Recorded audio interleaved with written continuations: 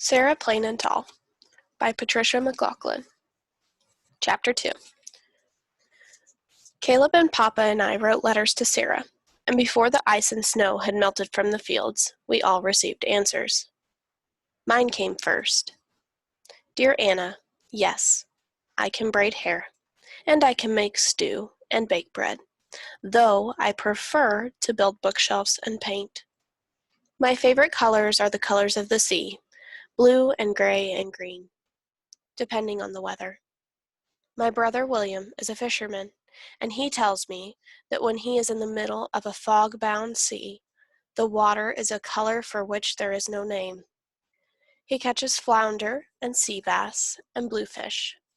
Sometimes he sees whales, and birds too, of course. I am enclosing a book of seabirds, so you will see what William and I see every day. Very truly yours, Sarah Elizabeth Wheaton. Caleb read and read the letter so many times that the ink began to run and the folds tore. He read the book about seabirds over and over. Do you think she'll come? Asked Caleb. And will she stay? What if she thinks we are pesky? You are pesky, I told him. But I was worried too. Sarah loved the sea, I could tell. Maybe she wouldn't leave there after all to come where there were fields and grass and sky and not much else. What if she comes and doesn't like our house? Caleb asked. I told her it was small. Maybe I shouldn't have told her it was small. Hush, Caleb, hush. Caleb's letter came soon after, with a picture of a cat drawn on the envelope. Dear Caleb, my cat's name is Seal, because she is gray like the seals that swim offshore in Maine. She is glad that Lottie and Nick send their greetings. She likes dogs most of the time. She says their footprints are much larger than hers, which she is enclosing in return. Your house sounds lovely, even though it is far out in the country with no close neighbors. My house is tall, and the shingles are gray because of the salt from the sea. There are roses nearby. Yes, I do like small rooms sometimes. Yes, I can keep a fire going at night. I do not know if I snore. Seal has never told me. Very truly yours, Sarah Elizabeth.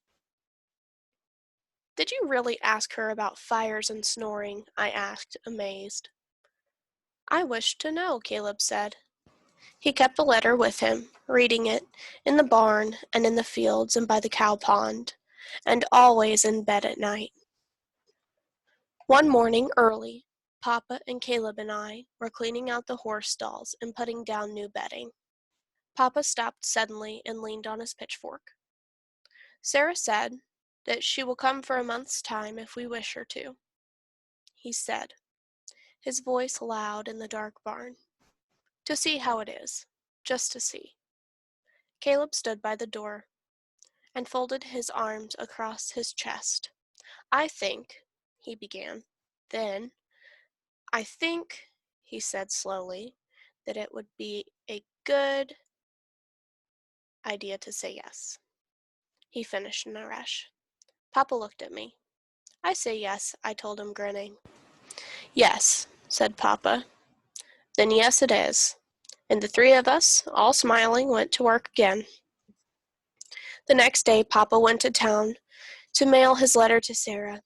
It was a rainy day, and rainy for days, and the clouds followed. The house was cool and damp and quiet. Once I set 4 places at the table, then caught myself and put the extra plate away.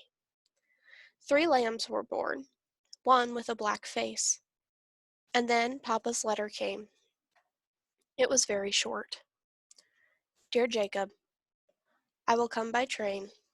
I will wear a yellow bonnet. I am plain and tall. Sarah. What's that? Asked Caleb excitedly, peering over Papa's shoulder. He pointed. There, written at the bottom of the letter. Papa read it to himself. Then he smiled, holding up the letter for us to see. Tell them I sing, was all it said.